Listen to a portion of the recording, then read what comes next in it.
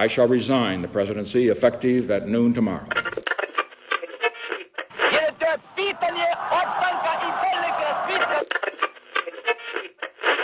Sejam todas, todos e todos muito bem-vindos a mais um episódio de Mundo de História. E um episódio muito especial, porque eu estou aqui pela segunda vez seguida com um convidado, depois de muito tempo com o convidado. E hoje é o professor e podcaster Daniel Gomes. Seja muito bem-vindo, professor. Oi, Henrique, tudo bem? Bom dia, ou boa tarde, ou boa noite para quem estiver escutando a gente. É um prazer muito grande estar aqui no Mundinho de História.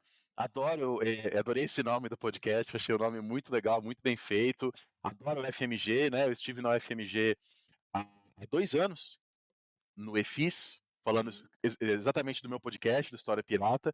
Estarei lá de novo daqui a algumas semanas no Encontro Estadual de História da AMPU de Minas Gerais, então sempre me sinto muito bem lá na UFMG, é um lugar que eu gosto muito de estar, portanto é um prazer muito grande estar falando com você, Henrique.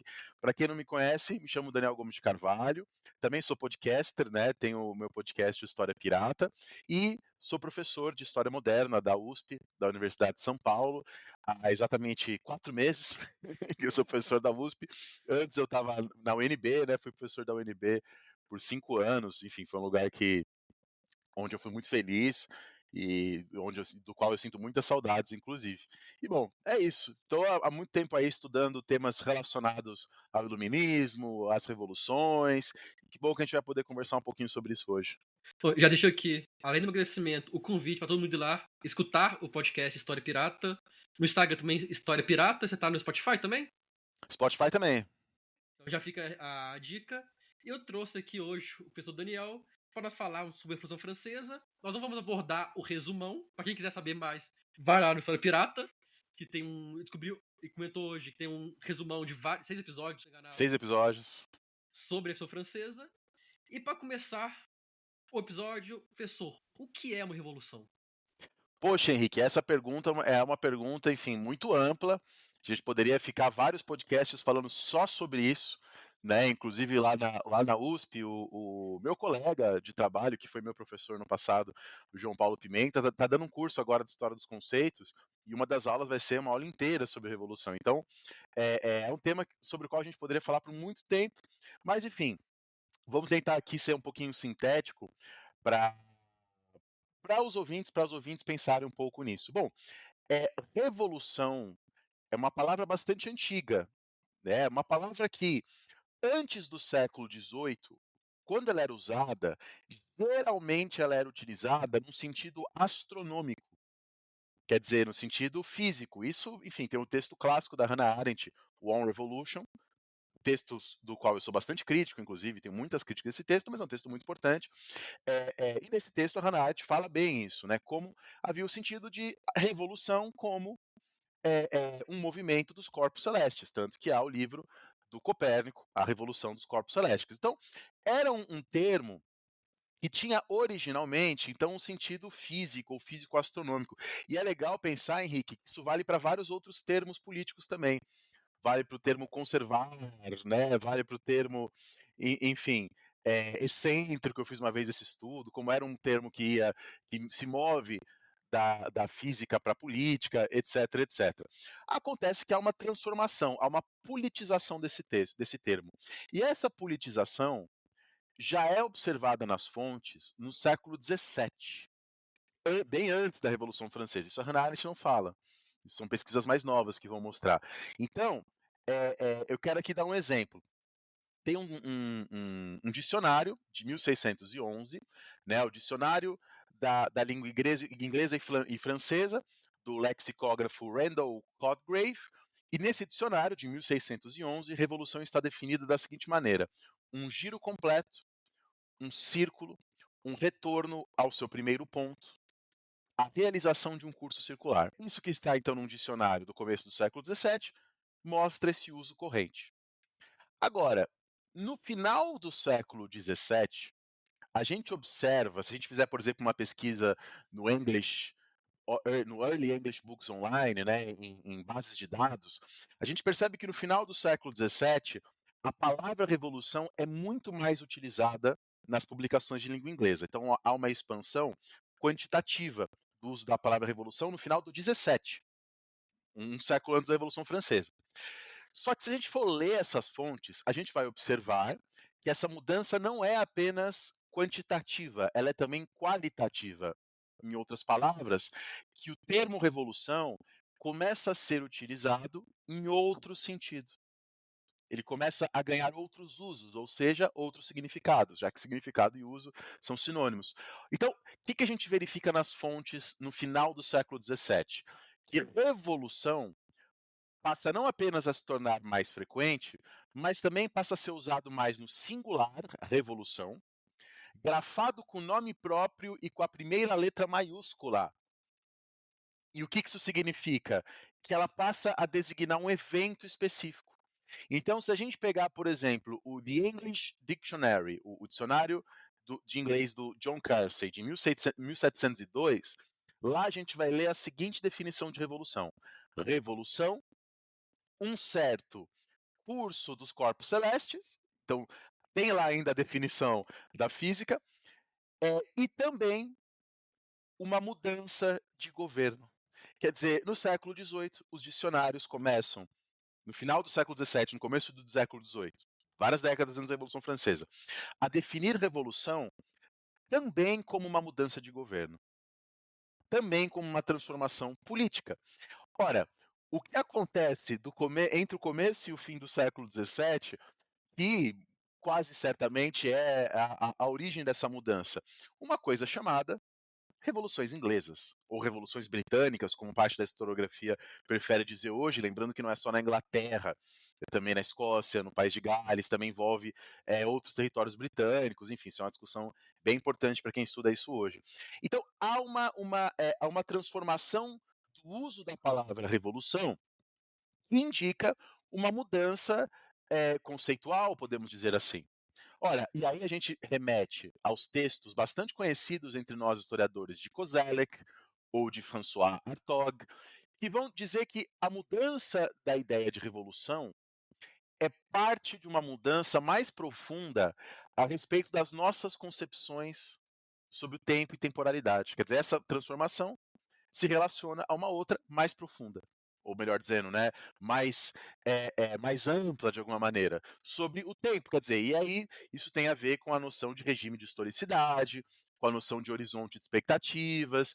Então, em outras palavras, e para ser mais claro, se até as revoluções o horizonte de expectativas dominante era o fim dos tempos ou o juízo final, quer dizer, se muita gente acreditava que a própria época era a última época da história, ou ela tinha como futuro o final do mundo, nesse período das revoluções do século XVIII, o futuro passa a ser visto como algo, digamos assim, aberto.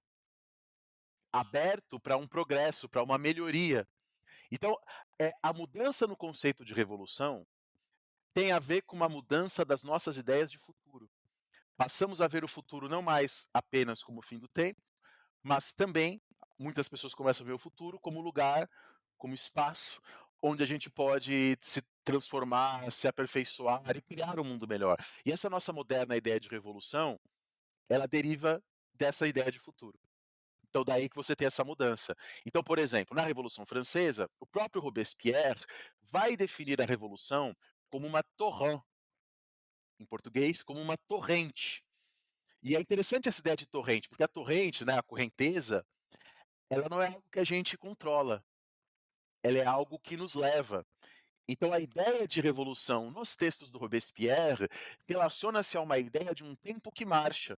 E esse tempo que marcha é um tempo que pode avançar, é um tempo que pode retardar, é um tempo que pode desacelerar.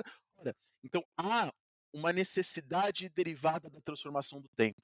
Daí que a Hannah Arendt, e eu gosto muito dessa reflexão que ela faz, tira daí a noção de necessidade histórica, quer dizer, a revolução pode adequar o ser humano às demandas e as sociedades humanas às demandas de seu tempo, às demandas da sua época, às transformações que estão em curso. E daí a importância de Robespierre, enfim, para todas as discussões que virão depois.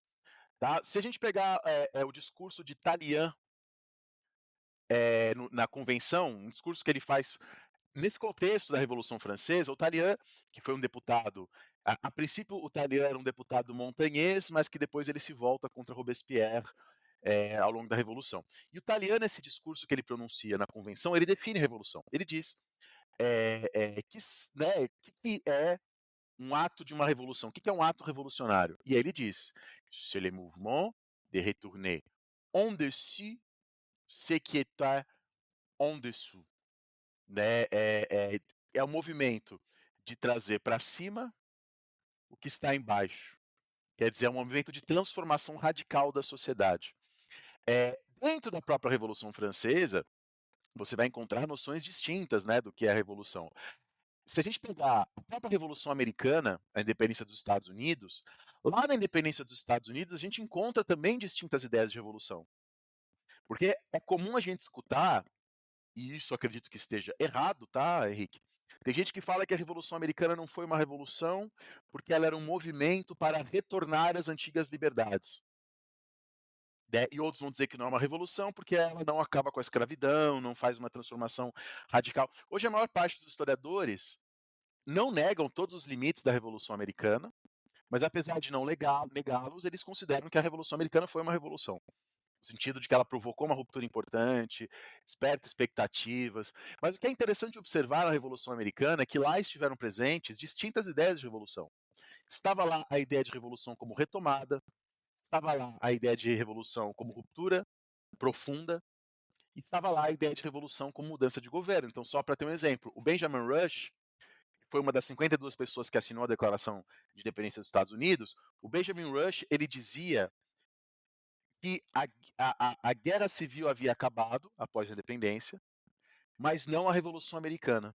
Benjamin Rush dizia que a Revolução Americana só terminaria quando negros e brancos tivessem os mesmos direitos, indígenas e não indígenas tivessem os mesmos direitos. Quer dizer, dentro da Revolução Americana, algumas de suas lideranças entendiam a revolução de uma maneira mais radical, digamos assim. Até porque o termo radical também ele só se politiza no século XIX, mas vamos falar assim para ser mais fácil de compreender. Né? Então, dentro da Revolução Americana, há perspectivas diversas. Há perspectivas diversas. E dentro da Revolução Francesa, a mesma coisa. A minha proposta no meu livro, Revolução Francesa, da editora Contexto, é entender a ideia de revolução na Revolução Francesa como um apocalipse adâmico. Como assim um apocalipse adâmico? Né?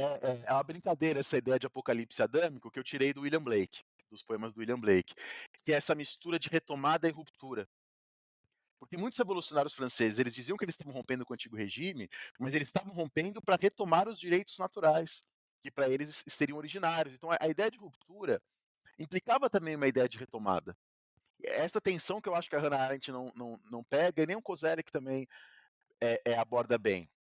Então, claro, a ideia de ruptura ela está presente na Revolução Francesa. Se a gente lê a Carmagnole, né, uma das grandes canções revolucionários franceses, a Carmagnole, a canção é assim: que se encurtem os gigantes e os pequenos se alevantem, todos à mesma altura, eis a real ventura. Quer dizer, essa ideia de uma grande inversão revolucionária, como está também no Talleyrand, né, nas lideranças. Mas lembremos que as boinas do sans-culotte reproduziam os chapéus dos escravos libertos da antiguidade. Os projetos de justiça eram comparados aos projetos dos irmãos Graco de Roma. Napoleão era toda hora comparado a Júlio César. Robespierre, para defender a democracia, ele tinha que toda hora justificar que não era uma democracia como a dos gregos. Quer dizer, a antiguidade tinha uma presença fundamental na Revolução Francesa. E um dos lemas de Saint-Just era justamente sejamos todos romanos.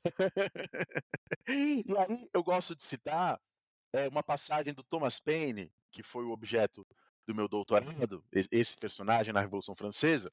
E Thomas Paine diz assim, vou ler para vocês.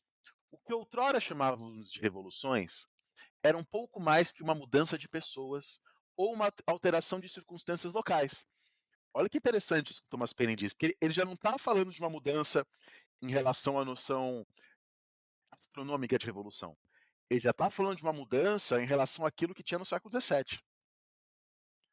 Aquela ideia de revolução como mudança de governo. Ele está dizendo que essa já é ultrapassada. Aí diz o Thomas Paine. O que vemos agora, citando de novo Paine, a partir das revoluções na América e na França, é uma renovação da ordem natural das coisas. Um sistema de princípios tão universal quanto a verdade. Olha que interessante. Para ele, a revolução ela é uma ruptura porque ela é uma retomada. Porque o regime absolutista, na leitura de Paine e de muitos revolucionários, é antinatural. Então a verdadeira revolução para ele era uma retomada dos direitos da natureza, da igualdade, da liberdade da natureza. Então, quando os franceses recorrem aos antigos, como a arte neoclássica vai fazer, não é porque os franceses queriam efetivamente, literalmente se igualar aos romanos, mas porque os franceses encontravam nos textos e nas representações greco-romanas os valores universais inscritos nas possibilidades da natureza humana e passíveis de serem reconhecidos pela consciência ilustrada. Então, vamos ler aqui uma passagem do Saint-Just. Diz o Saint-Just: brevemente, as nações esclarecidas colocarão em julgamento aqueles que têm até aqui governado seus destinos. Os reis fugirão para os desertos, para a companhia dos animais selvagens que a eles se assemelham, e a natureza recuperará os seus direitos. Então, respondendo efetivamente a sua pergunta, o que significa na Revolução Francesa? Revolução, uma mistura, um combinado de ideias que envolvem rupturas, e rupturas geralmente violentas, embora nem sempre violentas, com o passado, que eles vão chamar de absolutista, né, que depois vai ser chamado de absolutista, e essa ruptura que era vista, em muitos casos, como uma retomada desses valores universais. E junto a isso, uma ideia da revolução como adequação a um tempo que marcha. E como pano de fundo, recorrendo aos textos do Hartog, aos textos do Koselleck e à própria Hannah Arendt, essa ideia de que essa mudança maior no conceito de revolução tem a ver, profundamente, com uma mudança da ideia de um futuro aberto à possibilidade de transformação. Espero ter respondido aí satisfatoriamente. A questão da historiografia é que responder de uma forma exata é impossível. Na historiografia, as coisas sempre mudam, acaba variando muito. Eu tive discussões muito boas na UFMG com base nos escritos da Mona Ozouf, Sim, sim. outros termos. E sobre a Revolução Francesa, que provavelmente é um dos maiores eventos da história humana contemporânea, ela derrubou o regime, executou o rei e a rainha, acabou com Napoleão assumindo o poder. Napoleão é derrotado em 1815 e a França retorna a uma monarquia, a um país ainda com grandes problemas sociais, tanto que em 1848 nós temos a Revolta Liberal. Inclusive fica a dica de leitura e filme que são Os Miseráveis. Adoro essa obra, acho muito boa. O Victor Hugo escreve muito bem a Paris da época. E aí pega essa ideia de ruptura, de retorno. Como você vê a Revolução Francesa como uma revolução em si, ou como algo que uma revolução falha, ou nem mesmo como uma revolução?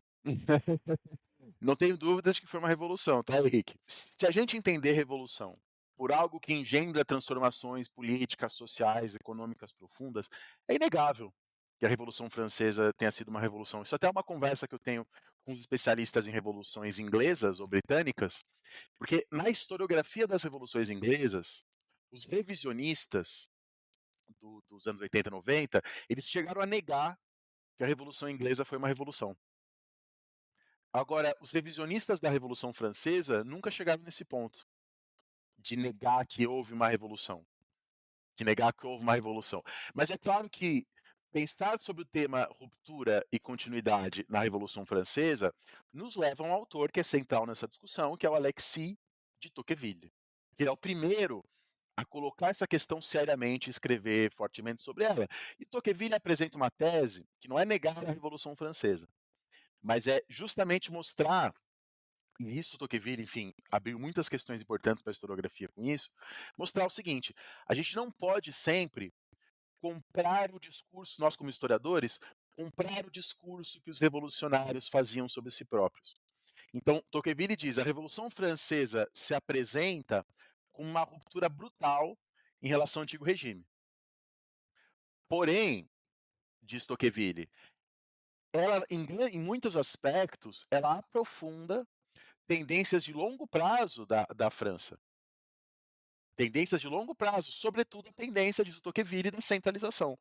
Então, no antigo regime, a revolução, Tocqueville localiza o início do antigo regime lá no reinado de Carlos VII, lá depois da Guerra dos 100 Anos.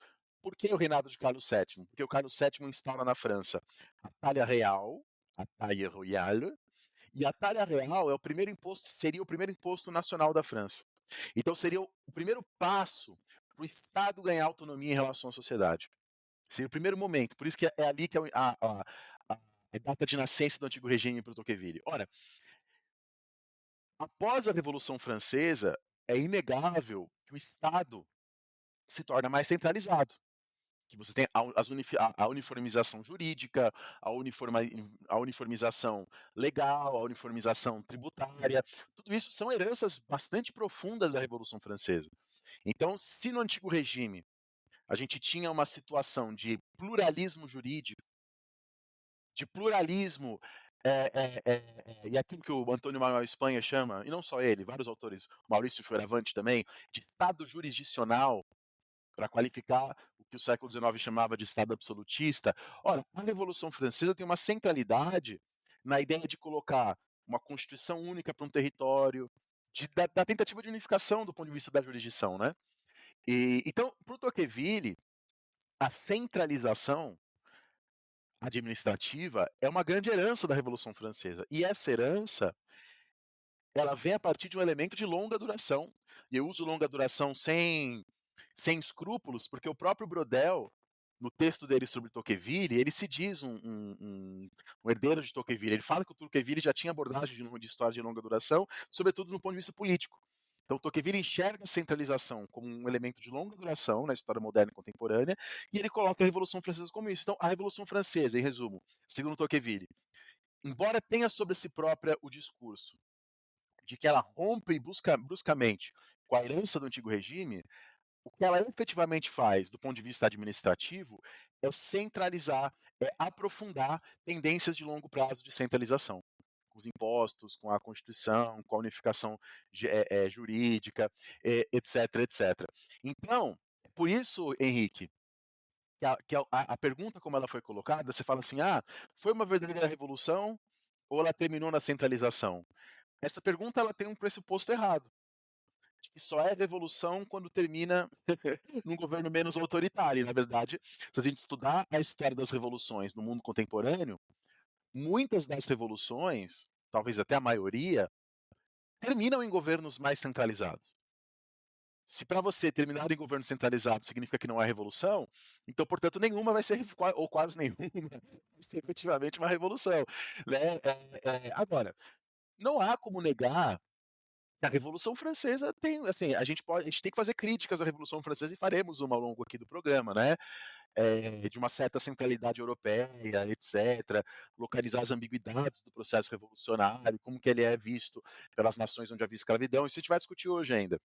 Mas, independente disso, sei lá, o sistema métrico, os códigos legais, as constituições, a ideia de direitos humanos, tudo isso é, de alguma maneira, mais ou menos, tributário da Revolução Francesa. Não apenas da Revolução Francesa, mas também da Revolução Francesa. A Revolução Francesa tem um papel fundamental nisso. Assim, quantos lugares do mundo, até os dias de hoje, não tem lá as suas bandeiras tricolor? Né? Então, nos códigos legais, na ideia de direitos humanos, nas nossas noções de direita e esquerda, para estudar todas essas coisas, a gente tem que fazer referência à Revolução Francesa. Não, evidentemente, de maneira inocente, falando, os franceses inventaram a liberdade e expandiram para o mundo. Não, ninguém acredita nisso mais. Nesse discurso inocente, bobo e ufanista, né? Mas que a Revolução Francesa tem um papel central no mundo contemporâneo, eu acho difícil de negar, né? É interessante, se for da revolução com regimes autoritários, porque assim que você falou isso, na minha cabeça veio Revolução Iraniana. Na hora, veio isso como que o Irã teve uma revolução e não foi para um governo mais liberal, menos autoritário. E bom, com a revolução introduzida, eu quero passar agora para um momento muito importante, que não é a queda da Bastilha, que inclusive faz aniversário daqui a pouco, daqui a alguns dias. Eu quero falar sobre a Marcha das Mulheres em outubro. Professor, por que as mulheres marcharam, o que elas desejavam e o que elas conseguiram. Bom, isso é também uma questão muito profunda e muito discutida, né, pelos especialistas na Revolução Francesa. Porque isso envolve, assim, quando você pensa, porque tem um evento específico, claro, a Marcha das Mulheres, estão num momento muito específico ali da Revolução, mas você faz uma outra pergunta: o que as mulheres queriam, o que as mulheres conseguiram, que envolve uma outra discussão, dentro da qual está a Marcha das Mulheres, que é o que a gente chama de o debate da historiografia feminista da Revolução Francesa. Que algumas historiadoras, como a Lynn Hunt e outras, vão dimensionar entre uma historiografia da abertura e uma historiografia do fechamento. E o que seria isso? Para a gente chegar efetivamente na marcha. Bom, em 1988 foi publicado um livro chamado As Mulheres e a Esfera Pública na Era da Revolução Francesa, de uma historiadora chamada Joan Lenz. Tá? Esse livro é muito importante, está dialogando com a ideia de esfera pública habermasiana e tal, de maneira crítica. E nesse livro, a Lenz mostra como no antigo regime, as mulheres dos salões, né, as salonières, como eram chamadas, elas podiam falar, elas podiam se posicionar. E para Lenz, essas mulheres de destaque nos salões são por ela localizadas como a verdadeira raiz do feminismo moderno. Ao passo que Rousseau, Diderot, esses iluministas dizem que o lugar da mulher tem que ser em casa, como mãe, enfatizam as virtudes familiares, e aí Cornélia, né, as virtudes romanas. Então, a tese da Lenz é que, do ponto de vista das mulheres, o iluminismo foi um anti-iluminismo. E a revolução foi uma contra-revolução. Para citar a Lenz, a república foi construída contra as mulheres, e não apenas sem elas. O Código Civil Napoleônico, em 1804, consolida a subordinação da mulher ao homem dentro das famílias.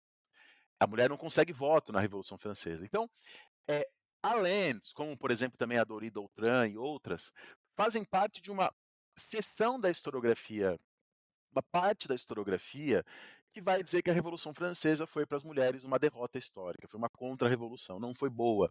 E elas enfatizam as passagens do Rousseau sobre isso. Então lá, o Rousseau, no Emílio, por exemplo, Rousseau diz: a primeira educação dos homens depende dos cuidados da mãe.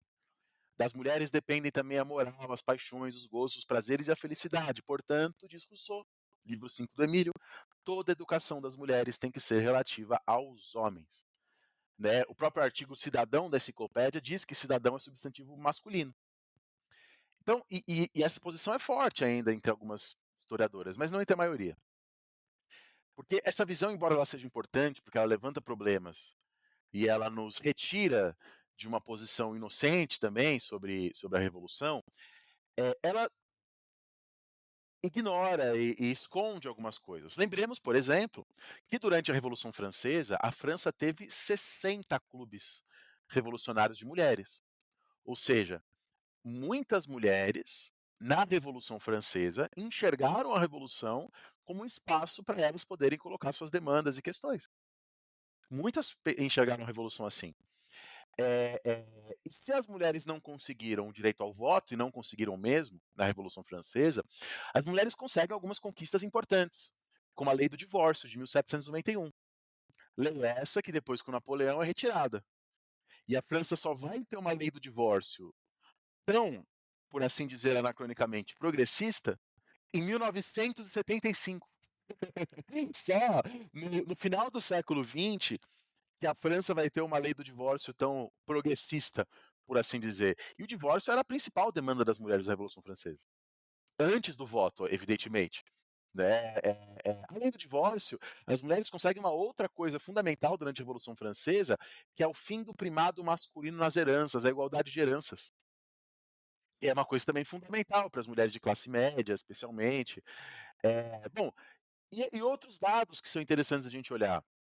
Por exemplo, na Sociedade Republicana das Artes, que foi fundada pelo Jacques-Louis David, em 1793, havia de início 24 mulheres pintoras, 2 escultoras e 4 gravunistas.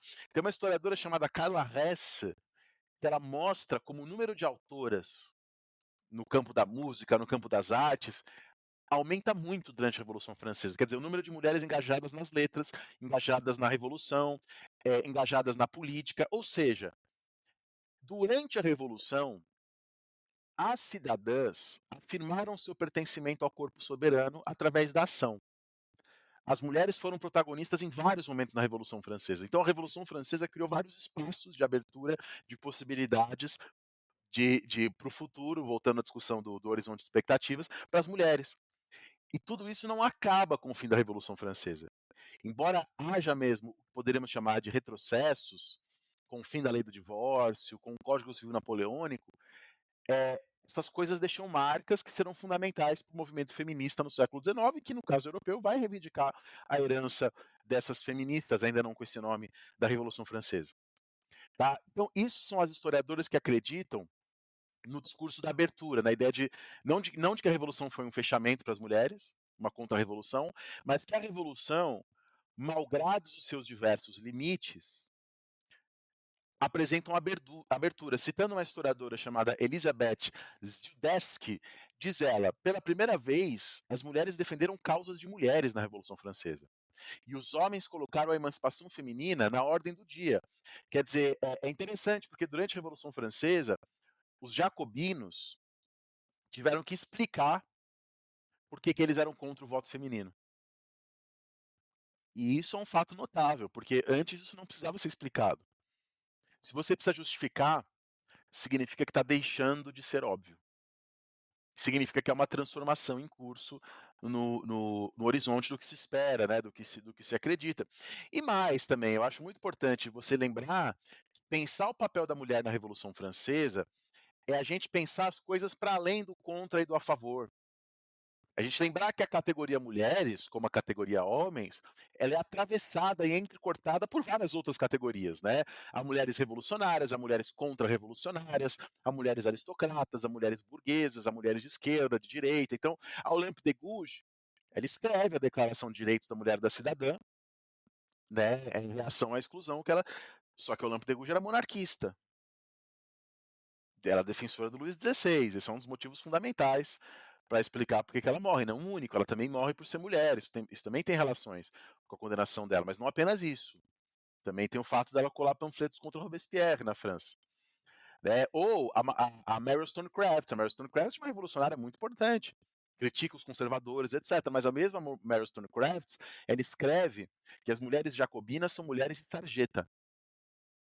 Então, você entende como a revolução, a categoria mulheres, no passado como no presente, é atravessada por outras categorias, a mulher burguesa, a aristocrata, a popular, a monarquia, e a gente não vai compreender se a gente achar que são só duas caixinhas que explicam a história. O gênero, como a gente sabe, se relaciona também com outras possibilidades. Né? A Madame Roland, depois a ser guilhotinada, ela chamou essas mulheres de outubro de 1789, da marcha, que a gente vai falar agora, exatamente de mulheres de sarjeta, né? Também, de mulheres grosseiras, desculpa. De mulheres imbecis, vis e grosseiras. Então, é importante ter isso em mente para a gente compreender. Bom, agora sobre a marcha das mulheres.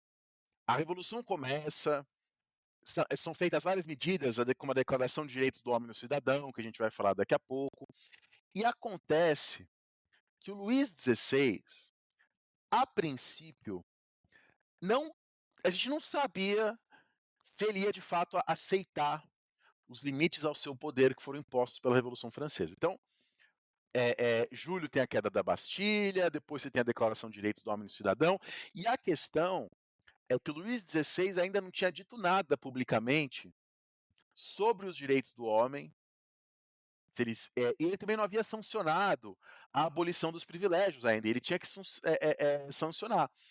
Então, o Luís XVI não tinha sancionado essas coisas. Aí, diante dessa instabilidade, um boato chega em Paris. Qual boato? O boato de que durante um banquete, os oficiais de Luís XVI teriam pisado na insígnia tricolor. O branco, o vermelho e azul, que não significavam ainda liberdade, igualdade e fraternidade. Tá? O branco era monarquia, o vermelho e azul, Paris. mas já era um símbolo ali do movimento parisiense, e de que eles teriam desprezado isso. Esse boato chega em Paris, no mesmo momento em que Paris estava vivendo uma carestia, e que já vinha de antes da Revolução, e que havia sido agravada pelos acontecimentos. Bom, diante disso, no dia 5 de outubro de 1789, 7.000 mulheres vendedoras de peixe, as poissardes, e outras mulheres populares dos mercados de Paris e do subúrbio de Paris, o subúrbio Faubourg Saint-Antoine, Santo Antônio, que hoje não é mais subúrbio, né? Elas se encontraram às 8 horas do dia 5 de outubro, criticaram o Lafayette, o Bailly, que estavam à frente ali de Paris nesse momento, e começaram uma marcha em direção a Versalhes. Uma questão fundamental é que em Paris as mulheres eram fortemente responsáveis pelo orçamento doméstico e pela alimentação da família. Então elas sentiam com mais clareza a questão da escassez e da carestia. Tá? E junto a elas havia muitos homens, alguns homens vestidos com roupas de mulheres, né? Como era uma coisa tradicional em protestos durante a época moderna. A Natalie Davis tem uma reflexão sobre isso, né? Por que, que os homens se vestiam de mulheres, com roupas associadas às mulheres nos protestos ao longo da época moderna. Bom, então a multidão vai até Paris, vai até Versalhes, né? De Paris a Versalhes, tem ali uns bons quilômetros, uma marcha aí que demora um bom tempinho, vocês podem olhar aí no Google Maps, quem não conhece, a distância entre Paris e Versalhes, e lá em Versalhes a multidão, gritando morte à austríaca, a austríaca era Maria Antonieta, chegou a entrar nos aposentos da rainha Maria Antonieta. Né? Maria Antonieta que, por sua vez, fugiu. A questão é, na mesma noite da marcha, para acalmar a população, o rei assinou às 9 horas da noite a Declaração de Direitos do Homem e do Cidadão. O rei sancionou a declaração. E aí que o Michelet, grande historiador da Revolução Francesa do século XIX, o Michelet escreveu assim: os homens fizeram 14 de julho, a queda da Bastilha. Tinham algumas mulheres também na queda da Bastilha, mas de fato eram poucas. Os homens fizeram 14 de julho, as mulheres o 6 de outubro. Os homens tomaram a Bastilha Real, as mulheres tomaram a própria realeza. Olha que legal. Tem uma revista feminina da época chamada Les Entrons Nationales de Dames. Tá? E essa revista, depois posso até mandar para você o link dela no Gallica, se quiser, se tiver curiosidade. E a própria revista diz assim: no último dia 5 de outubro, as parisienses provaram aos homens que são tão corajosos e atuantes quanto eles. Sofremos mais que os homens, que com suas declarações de direitos deixaram nós, as mulheres, em estado de inferioridade e até de escravidão. Olha que interessante isso. Porque as mulheres, no primeiro ano de revolução, elas já estão falando em nome das mulheres e com consciência de que a Declaração de Direitos deixou ela de fora. Porém, veja só, Henrique, elas não estão se dizendo contra a revolução ou contra a Declaração de Direitos. O que elas querem é estar incluídas nessa Declaração de Direitos. E é por isso que eu concordo, para fechar essa sua pergunta, com aquelas historiadoras que falam que a revolução engendrou uma abertura. Possibilidades, porque elas não estão querendo voltar para o antigo regime, elas estão falando assim, puta, essa revolução é mó machista, vamos voltar ao antigo regime que era bom para nós mulheres. Não é isso que elas estão dizendo. O que elas estão dizendo, nossa, a revolução deu um passo importante, mas é insuficiente esse passo, a gente quer outro. Quer dizer, a revolução abre uma série de outras expectativas, né? O grande historiador marxista do século passado, o Albert Sobu, ele tem uma metáfora para falar sobre esse efeito da revolução, que é a metáfora de Ícaro. Ele fala: a revolução funciona como Ícaro, sempre perseguido, mas jamais atingido, né? A ideia dela abrir uma série de possibilidades, de expectativas, de sonhos, de horizontes, e eu acho que a marcha é um evento fundamental para a gente pensar nisso, né? Foi conferir, elas marcharam aproximadamente 20 km, que é a distância de Paris a Versalhes. Então, assim, é uma bela de uma distância. Uma bela de uma distância. Pensando, inclusive, que foi bastante gente, né? Sim, mais de 7.000 pessoas. E é interessante porque, geralmente, como professor, posso falar, como estudante também, estudante de história, meu dizendo, graduado de história agora, que nós não escutamos falar das mulheres na Revolução Francesa. Nós falamos do Robespierre, falamos do Danton, do XVI, Se fala de mulher, é justamente quando a Maria Antonieta e fala só quando ela foi guilhotinada e das mentiras que inventaram do julgamento dela. E é interessante como que, historicamente, as mulheres são excluídas. E, e é mais interessante ainda que foi a pressão das mulheres que fez o rei aceitar a Declaração dos Direitos do Homem e do Cidadão. Mas aí, Henrique, como eu que tenho ensinado Revolução Francesa na USP e na UNB nos últimos anos, nesses dois lugares, pelo menos, isso não é verdade. Né? Lá a gente fala bastante, das minhas aulas eu falo bastante. E para quem quiser, tem uma historiadora muito boa, florentana da Laura de Melo Souza, chamada Tânia Machado Morim, que ela publicou um livro chamado As Mulheres na Revolução Francesa, que faz um apanhado bem bacana das discussões. Eu uso bastante o texto da Tânia Machado Morim para as minhas próprias aulas, para minhas próprias produções. É bom saber que tá mudando, mas acho que demora um pouquinho pra chegar no ensino médio, também tá, acho que acaba demorando um pouco ainda. Mas. Estamos nesse esforço. Sempre. Tentei destacar um pouco que era a Declaração dos Direitos do Homem e do Cidadão, porque, como o professor falou, as mulheres tiveram que lutar por seus próprios direitos. E eu queria, professor, que você falasse um pouquinho. Se era a Declaração dos Direitos do Homem, as mulheres estavam excluídas. As mulheres não seriam cidadãs. E na prática, o que esse documento, essa carta, mudou na França? O que você falou não é verdade, assim, a priori. Acaba sendo verdade no final. Mas por isso que é muito importante você fazer essa pergunta, Henrique, porque a declaração, as pessoas confundem, né? Eu já vi gente falando, a Declaração de Direitos do Homem exclui as mulheres, a Declaração de Direitos do Homem exclui as pessoas negras. As pessoas não sabem que a declaração ela é uma declaração, ela não é uma Constituição. Quem vai definir essas exclusões ou não é a Constituição depois. A declaração, ela não deixa nada disso claro.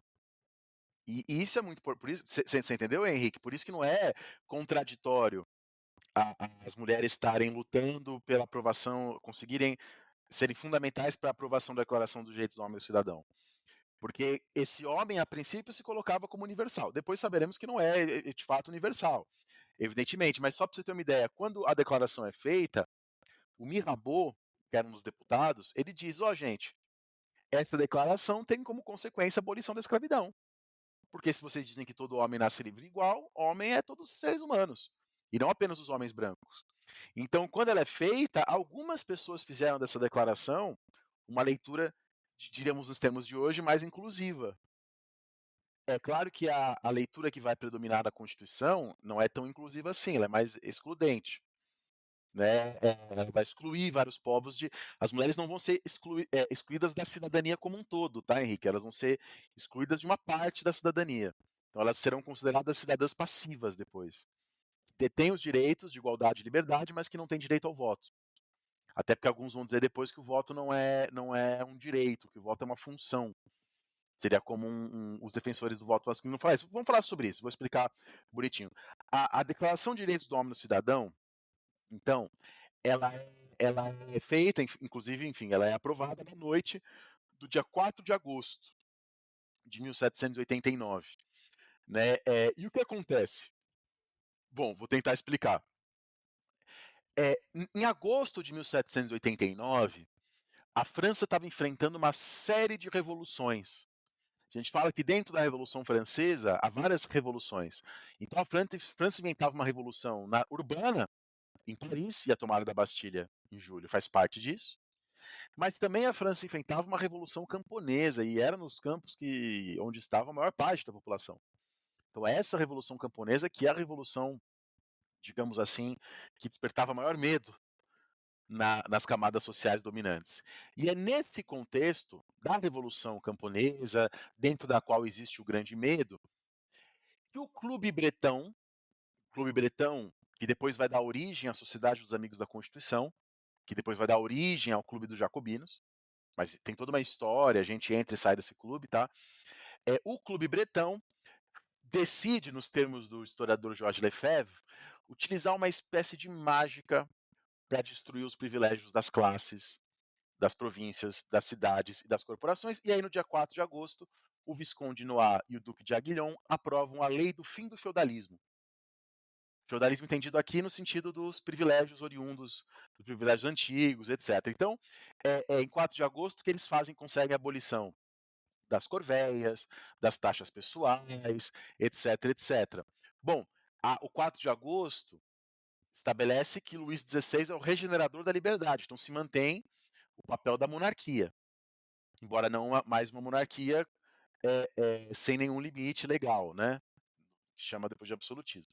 Bom, nesse contexto do 4 de agosto, do fim dos privilégios, o Abade de Sieyès, um personagem central na Revolução Francesa, defende a redação de um longo tratado sobre a natureza humana. O Abade de Sieyès não queria fazer uma declaração simples. Ele queria fazer um longo tratado sobre os direitos, um texto filosófico para embasar a Revolução.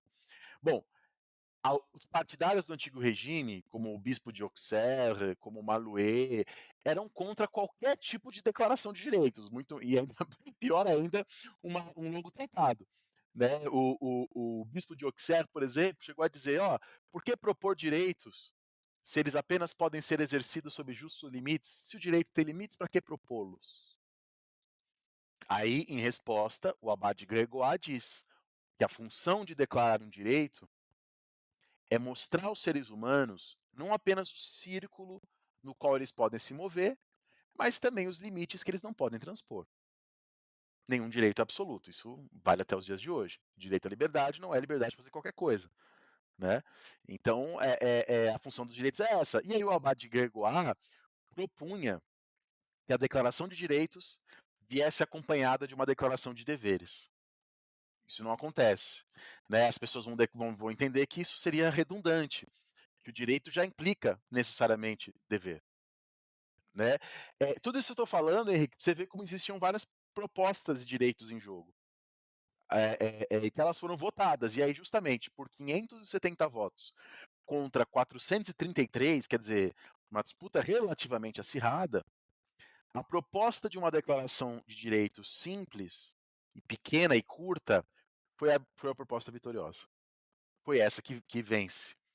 Tá? Então, 26 de agosto de 1789 é aprovada, então, finalmente, a Declaração de Direitos do Homem e do Cidadão.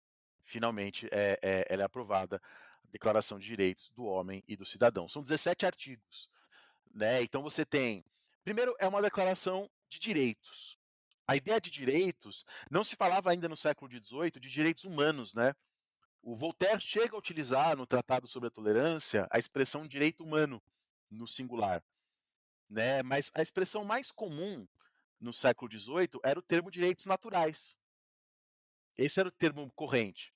Em 1755, Diderot dizia que a ideia de direitos naturais, o direito à liberdade, à igualdade jurídica, à propriedade privada, era tão familiar de que todo mundo entendia no interior de si que isso era necessário.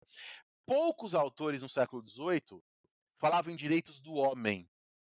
E dentre esses autores estão Jean-Jacques Rousseau, Holbach, Mercier e Raynal, autores mais para o final do século XVIII. Portanto, tem um papel decisivo na escolha do termo Declaração de Direitos do Homem e do Cidadão.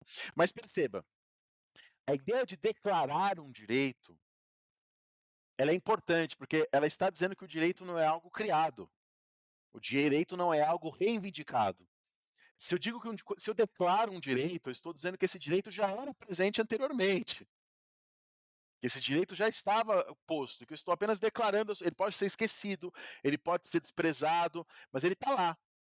E há várias declarações anteriores à Declaração de Direitos do Homem e do Cidadão, como a Declaração da Virgínia, que ela é um modelo importante, por exemplo. Né? Há várias outras declarações, por exemplo, nos Estados Unidos, que são importantes. Se vocês podem aí buscar aí na internet, depois o que será uma das pinturas oficiais da Declaração de Direitos do Homem e do Cidadão, né? E nelas vocês vão ver alguns elementos fundamentais para a gente pensar. Mas vamos ler aqui algumas passagens da declaração. A declaração tem um preâmbulo, e o preâmbulo diz: os representantes do povo francês, constituídos em Assembleia Nacional, consideram que a ignorância, o esquecimento ou o desprezo dos direitos do homem são as únicas causas das suas desgraças, né, da sua malheur publique, né, o termo que ele usa.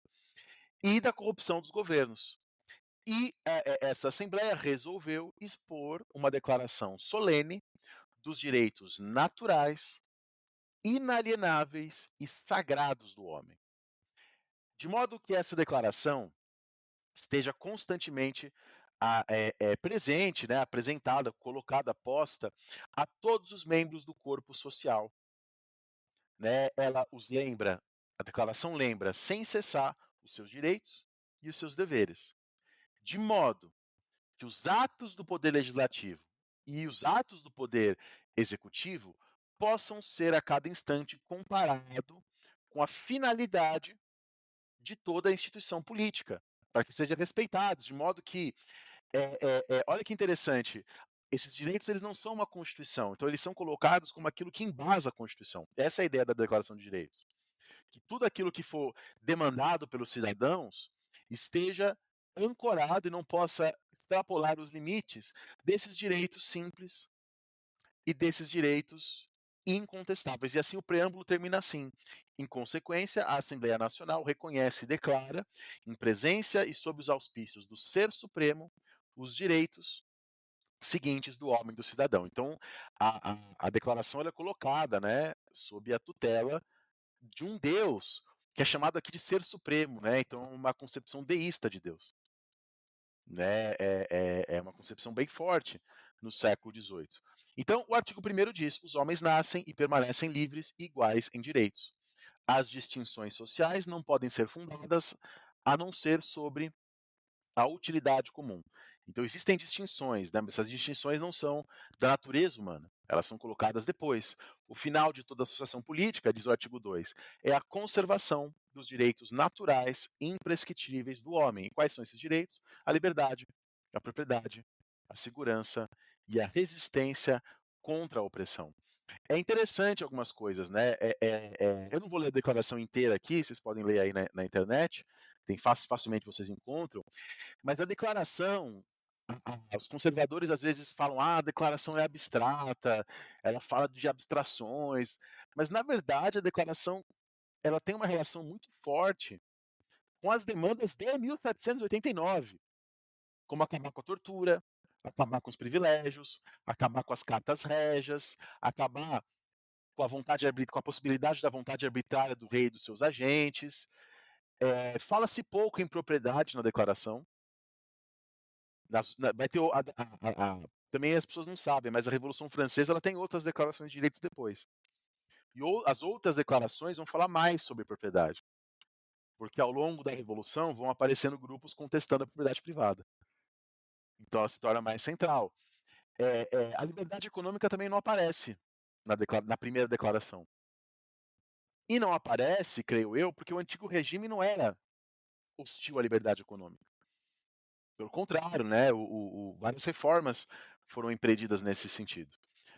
Coisas como direito de reunião, direito de petição, direito de educação e direito de assistência pública não aparecem nessa declaração, mas vão aparecer na Declaração de Direitos dos Jacobinos. Lá vai aparecer educação universal, lá vai aparecer a necessidade de assistência pública aos mais pobres.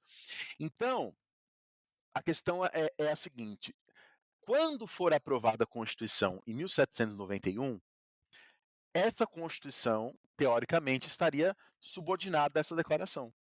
Só que a Constituição vai aprovar o voto censitário e o voto masculino. Isso era contraditório com a declaração? Para muitas pessoas era. O Robespierre, que era um defensor do voto universal, vai ver uma contradição. Robespierre vai dizer assim, a Declaração de Direitos do Homem e do Cidadão, ela fala que todo mundo é livre. E aí depois vocês colocam votos censitários, introduzem uma distinção pelo dinheiro. Só que nem todos vinham como contraditório. É o caso do Abade de Sieyès, por exemplo, porque o Abade de Sieyès vai dizer que o voto ele não é um direito, ele é uma função. É que nem você ser juiz. Você não, o juiz seria uma função, só pode ser juiz aquele que é mais capacitado para isso. E não, não é que todo mundo tem direito a ser juiz. Eles têm direito à justiça, mas não a ser juiz. E a visão desses caras era que o voto era a mesma coisa, que só os mais capacitados. E para eles, os mais capacitados eram os homens, com uma certa renda, porque as pessoas mais pobres para eles seriam facilmente compradas por outras. então elas não teriam autonomia, e as mulheres seriam. E aí tem várias justificativas, né, deles, para excluir o voto feminino. Dizer que as mulheres não têm. Uma delas, né, são guiadas pelas suas emoções e não pela sua razão. Outros vão dizer que o voto da mulher está incluído no voto do chefe da família. Então, já está incluído naquele voto. Enfim, é óbvio que nós hoje discordamos disso, e nós, eu e você, Henrique, e acredito que todo mundo está escutando, achamos contraditório, mas é interessante observar que na época isso não era um dado, isso era uma disputa. E num primeiro momento vence a posição de que é contraditório. Depois os jacobinos acabam com o voto censitário, mas não colocam o voto feminino. O voto feminino não vence em nenhum momento da Revolução Francesa, mas permanece uma demanda que vai ser conquistada, no caso da França, só no século XX, né? No caso da França, é só no século XX que o voto feminino vem, bem depois da Revolução. Mas, apesar desses limites efetivos, para terminar de responder a sua pergunta, a Declaração de Direitos do Homem e do Cidadão tem uma ampla repercussão. E os setores à direita, apesar de todos esses limites, os setores à direita ficam escandalizados com a declaração. Você sabe que tem um panfleto da direita que diz que as fake news já aconteciam na Revolução Francesa. Um desses panfletos da direita propagandeavam a fake news de que a Revolução Francesa tinha legalizado a prostituição e a homossexualidade. Isso era uma fake news dita na época, pra você ver, isso no século XVIII. A repercussão foi ampla. Então, por exemplo, na Bélgica, a Gazeta de Leiden, ela reproduziu o texto poucas semanas depois da votação. Em Frankfurt, ainda em setembro, a declaração já circulava nos jornais. Na América do Sul, a primeira tradução da declaração em castelhano veio a público em Bogotá em 1794. Né? Olha só, na Itália, os jornais revolucionários de Veneza, Milão e Nápoles reproduziam não só a declaração, mas toda essa história que eu contei para vocês sobre o processo de promulgação, aparecia junto. Na Polônia, a declaração apareceu ainda em 1789. Lembrando que a Polônia vai fazer uma constituição antes da França. Alguns meses antes da Constituição francesa ficar pronta, a polonesa fica pronta. A segunda Constituição do mundo revolucionário não é a francesa. A primeira é a americana e a segunda é a polonesa. Depois a francesa, é a terceira. Na Hungria, os trechos da declaração apareceram antes da declaração estar concluída. Então tinha gente que estava lá, que estava enviando informações para a Hungria, e as traduções em húngaro apareceram antes. Tá? Na América do Norte, a primeira tradução da declaração em inglês aparece no dia 17 de outubro. Então, assim, esses dados para dizer para você, Henrique, como, malgrados esses limites, nós temos uma transformação que era sentida já na época como uma transformação profunda, né? É muito interessante como que nós falamos de influência francesa, mas a Europa toda passava por momentos de evolução que vão durar mais décadas ainda. O século XIX é marcado por revoluções na Europa, né? E França, Itália. E não só a Europa, também a América do Sul. O Haiti é o caso hoje bastante estudado, mas também Jamaica, né? Olha lá. Então, assim, hoje, e se você pegar o meu livro da Revolução Francesa, é essa perspectiva sobre a Revolução Francesa que eu tenho, que é uma perspectiva neo-palmeriana. O Robert Palmer foi o primeiro historiador a falar que a gente só pode pensar a Revolução Francesa em sua dimensão atlântica. Mas o Palmer ignora o Haiti, então o Palmer tem alguns problemas.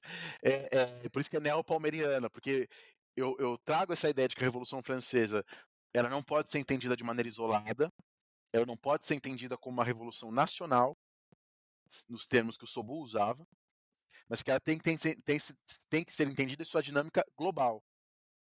E eu acho, inclusive, é o que a gente vai falar agora na sua próxima pergunta, né, Henrique? Antes de passar para a pergunta, que eu pesquisei aqui, as mulheres puderam votar na França depois que Paris foi libertada da Segunda Guerra Mundial. É isso aí. 12 anos depois do Brasil, inclusive. É um ótimo ponto, né, pra gente tomar cuidado com essas narrativas que diziam a liberdade nasce na Europa e se expande para o mundo. E não é assim, a gente já está mostrando, a partir da própria Revolução Francesa, com uma coisa mais complexa, né?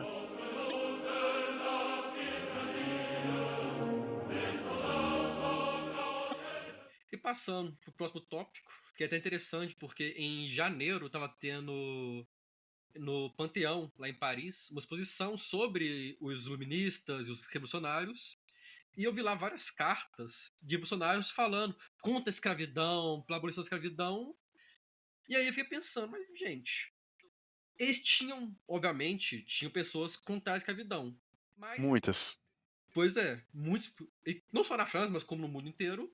Mas a escravidão não foi abolida na França e nos seus domínios como um todo. Foi. Aí, 1794, a Revolução Francesa aboliu a escravidão, Henrique. Em todo o Império Francês. aí eu continuo. Aí eu já deixo você essa. Para já abordar sobre os revolucionários, escravidão. E, se possível, dar um pinceladinho ali no nosso querido vizinho Haiti. Sim, então, Henrique, a Revolução Francesa aboliu a escravidão, sim, no Império inteiro, em 1794. É claro que, como eu vou falar agora, em algumas partes do Império, essa lei não conseguiu ser efetivada. E depois o Napoleão vai restaurar a escravidão. E aí ela só vai ser abolida de novo na Primavera dos Povos, de 1848. Que eu não enxergo, você disse Revolução Liberal, eu não enxergo dessa maneira, tá, Henrique? 1848. É uma história interessante, né? Porque, de fato, o fato de você não saber, Henrique, que a Revolução Francesa aboliu a escravidão, é um fato muito importante para a nossa conversa aqui. Porque é verdade que muitos historiadores, nos séculos passados, diminuíram ou mesmo ignoraram o papel do mundo colonial na Revolução Francesa e na Revolução Americana. Tá? Se vocês quiserem, eu tenho um texto sobre isso que é facilmente acessável, que vocês conseguem acessar facilmente aí na internet, que é o texto chamado Napoleão Bonaparte e a Escravidão. Está lá no Café História, e eu faço toda uma retrospectiva dessa relação. Eu vou até dar uma olhada nele aqui enquanto eu estiver falando, para não esquecer nenhuma data e tal. Mas a questão é essa, assim.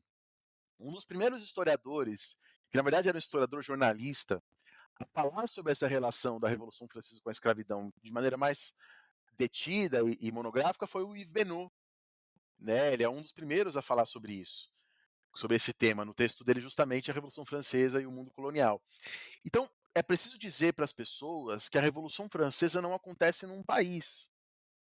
A Revolução Francesa acontece no Império, que compreendia o Oceano Índico, a Ilha da França, né, que são as atuais as Ilhas Maurícias, as Ilhas Bourbon, que é a Reunião, Senegal, algumas regiões, né, do Senegal atual, São Luís, Gorée, Louisiana, né, América do Sul, na América do Sul, a Guiana, faz fronteira com o Brasil, e principalmente a região escravista das Antilhas, que era o centro do Império Francês.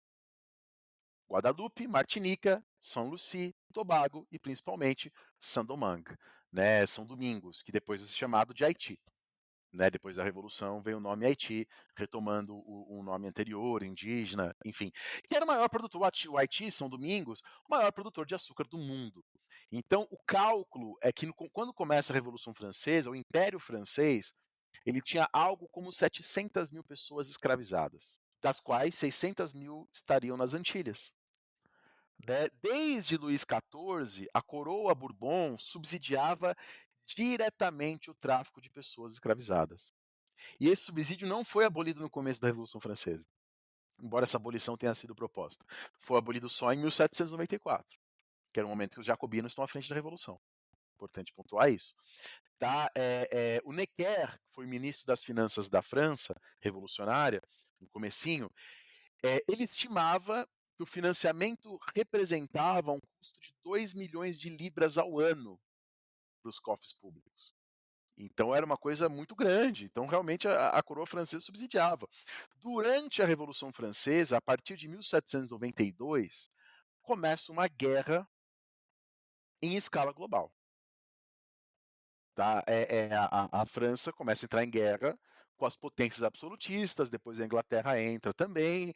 E é importante entender que essas guerras que acontecem durante a Revolução Francesa e depois durante a Era Napoleônica, não são apenas guerras entre França e Inglaterra, são guerras entre impérios. Então essas guerras elas se desenrolam no território indiano, por exemplo. Então, por exemplo, os franceses enviam várias tropas para auxiliar o Sultão Tipu na Índia contra Os ingleses. Pouca gente sabe disso, né, Henrique? A ilha de Java, a partir da qual a Companhia das Índias Orientais dos Países Baixos comercializava arroz e produtos têxteis com a China, foi ocupada pela França e depois pela Inglaterra. Quer dizer, isso significava dizer que a França e a Inglaterra que a Revolução Francesa ela é uma revolução que acontece no Império e não apenas na França, ela tem uma dimensão global. Pode-se dizer, agora, do ponto de vista da relação da Revolução Francesa com a escravidão, que a Revolução Francesa teve relações ambíguas com a escravidão e com suas colônias. De fato, Henrique, desde 1789 e antes também, a França contava com diversos círculos abolicionistas. Entre eles, a Sociedade dos Amigos dos Negros, que defendia a abolição imediata do tráfico e a abolição gradual da escravidão. Essa era a posição dominante. Né? A abolição proposta por essa entidade, então, não era uma abolição protagonizada pelas populações negras, como de fato aconteceu no Haiti. Uma abolição, né, que contasse com uma revolução, mas uma abolição dirigida pelas elites brancas ilustradas, e aí o caráter gradual, etc, etc. E a gente não tem como não lembrar do livro, traduzido em português também, do Michel Trouillot, né, do antropólogo haitiano, que fala exatamente sobre isso no iluminismo, né, como até os abolicionistas não pensavam na possibilidade de uma abolição com protagonismo negro, mas de uma abolição protagonizada por esses próprios brancos, né?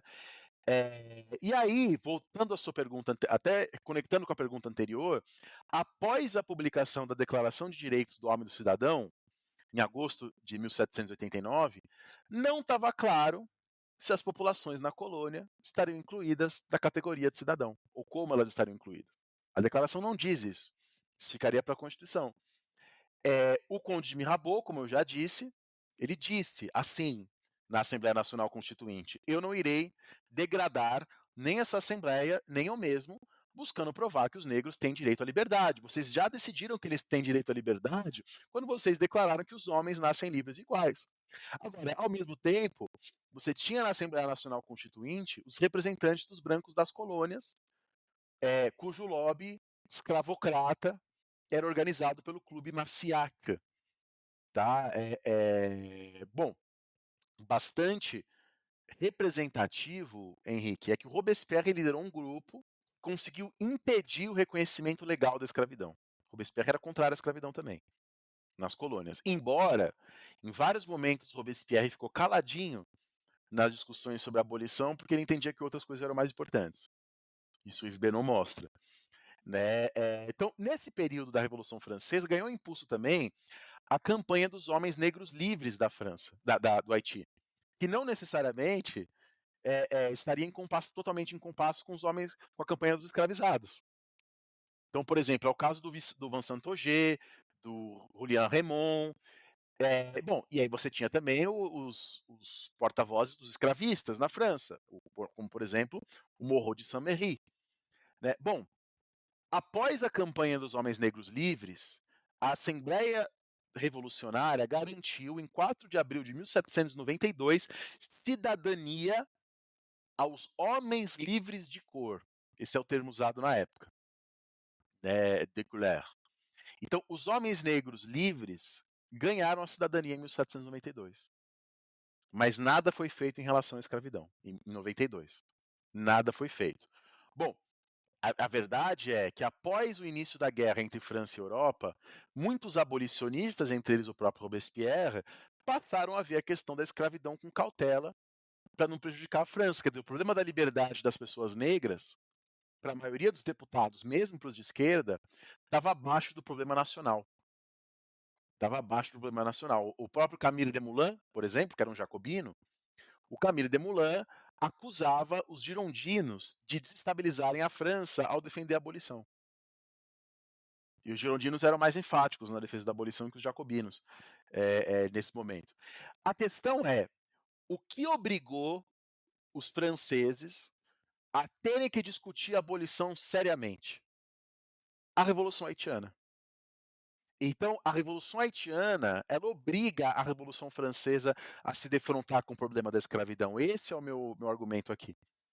A Revolução Haitiana tem esse papel fundamental, central, né. Então, o movimento que contava com a liderança de Toussaint de Louverture, claro, eu não vou aqui resumir a Revolução Haitiana, isso seria um outro podcast, isso seria uma outra discussão, mas a questão é, em 1791, por exemplo, 200 engenhos de 793, 1.200 plantações de café de 3.120 foram queimadas na França. Muitos colonos fugiram para Cuba e para os Estados Unidos. E aí, em setembro de 1793, o Sontonax e o Paul Verrel, no Haiti, decretam o fim da escravidão na ilha. O fim da escravidão é decretado na ilha antes de ser decretado em Paris para o Império inteiro. Isso é muito importante de ser dito. Bom, aí, em fevereiro de 1794, a Revolução Francesa, então, aboliu a escravidão nas colônias sem qualquer indenização aos senhores bancos. Mas quando isso é feito, a abolição já era um fato consumado no Haiti. Mas ela não era em Guadalupe, não era na Martinica e não era na Guiana. Então, nesses lugares a gente vai ter questões, disputas. Tá? E é preciso dizer também que a abolição da escravidão era uma forma de tentar garantir, da França tentar garantir o apoio das populações caribenhas na guerra contra a Inglaterra. Totalmente interesse, Henrique. E o Danton diz isso com clareza nesse momento. Seja como for, a partir de 1794, com a escravidão oficialmente abolida, a Revolução Francesa conta com várias lideranças negras, deputados negros. É o caso do Jean-Baptiste Bellay, que era um homem negro oriundo do Senegal, que vai se tornar deputado na Revolução Francesa, agora nesse momento.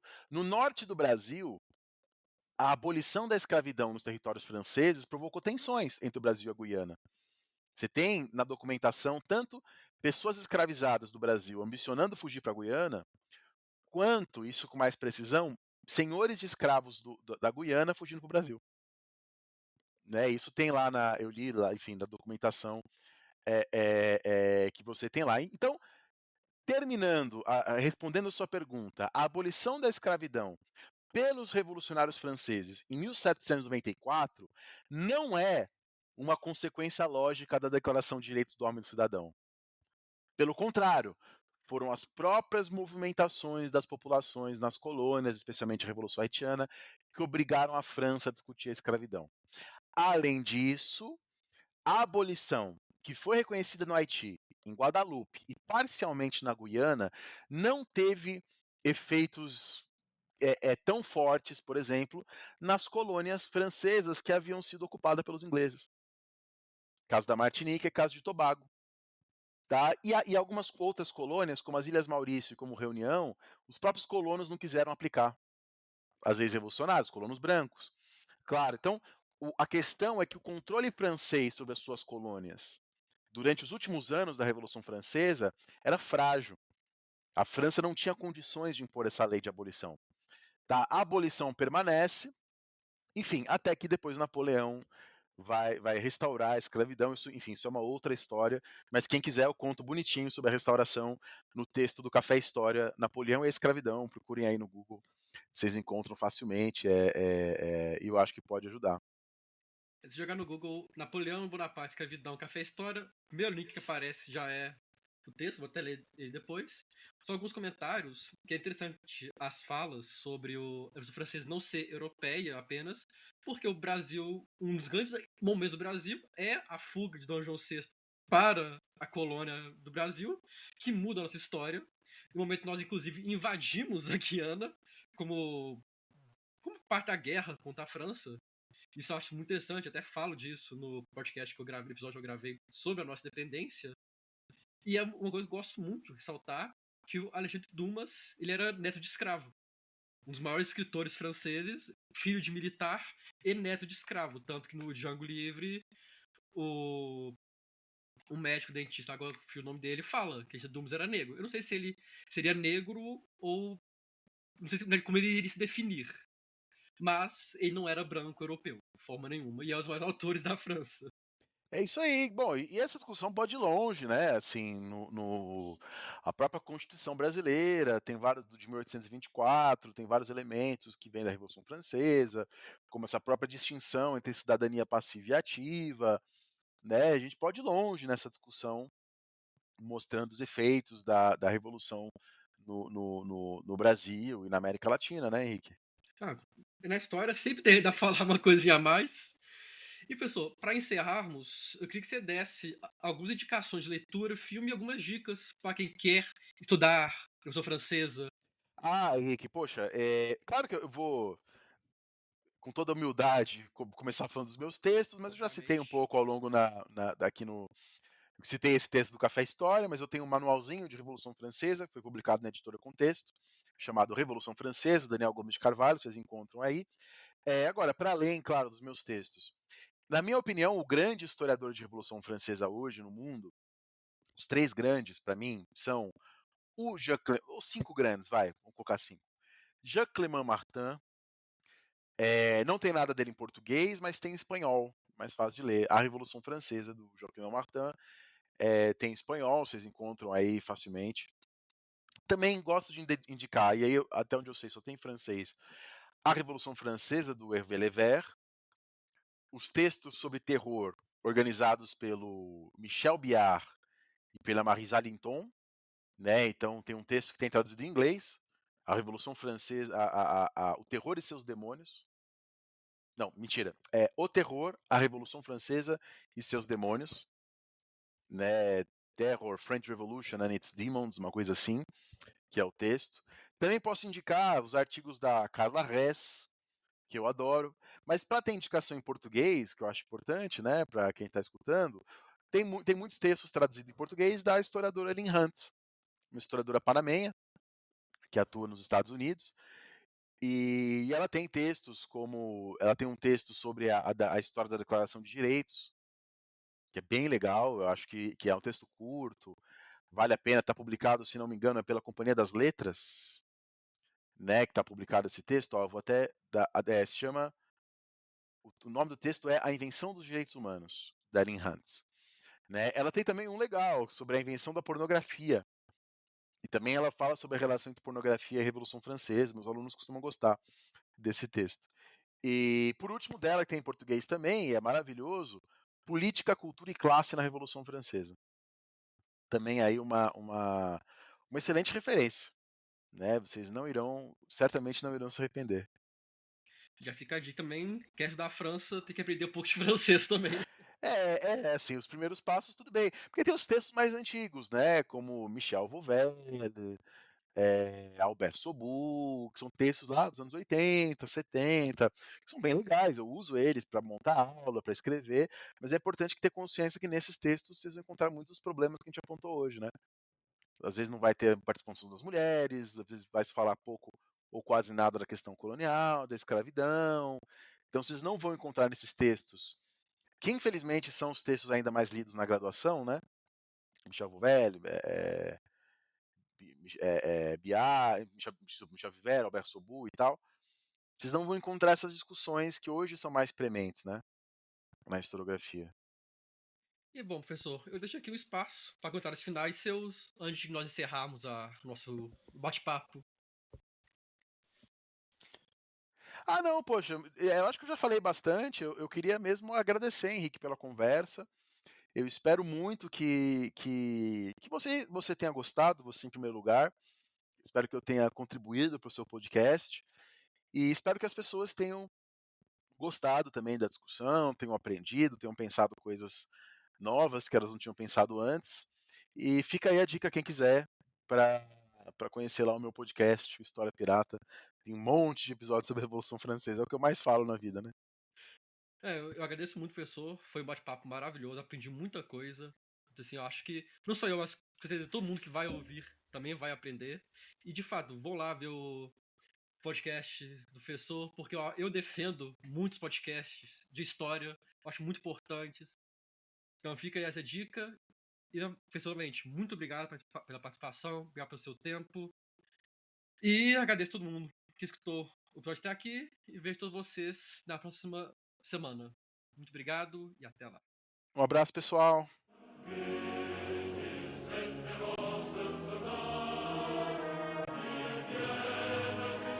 Eu agradeço a todo mundo que escutou o episódio até aqui.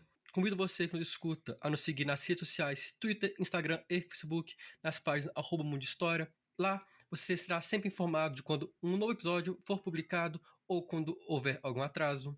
No nosso Instagram você consegue ainda encontrar o link do nosso Catarse e do Pix para você que tem interesse e condições financiar o podcast com um valor único ou um valor mensal. Mas você também pode nos ajudar e muito compartilhando esse e outros episódios com seus amigos, colegas, familiares, companheiros, qualquer um que você ache que possa gostar desse episódio, de outros temas e de entender um pouco mais sobre história. No mais, eu agradeço a todo mundo que escutou o episódio até aqui, espero ter gostado e vejo todos vocês na próxima semana. Um grande abraço e até lá!